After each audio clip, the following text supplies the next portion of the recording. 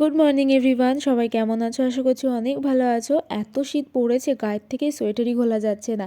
দোকানে গেলাম, দোকান থেকে নিয়ে আসলাম 1 প্যাকেট ম্যাগি, আর তার সঙ্গে যে খুচরো পয়সাটা ফিরেছিল সেটা ভরে দিলাম একদম ঘটে। তে সকালে গরম গরম ম্যাগি খেতে কার না বলো তো ভালো লাগে? আমার তো বেশ ভালো লাগে, তবে অনেক দিন পরই খাওয়া পড়লো। তারপরে চলে গেছি একদম সোজা ছাদে। এখনো পর্যন্ত কুয়াশা কাটেনি, বেলা কিন্তু অনেক হয়েছে। কুয়াশার জলে গাছগুলো ভিজে মনে হচ্ছে যেন প্রাণ ফিরে পেয়েছে, পুরো সবুজ হয়ে গেছে গাছগুলো দেখতে।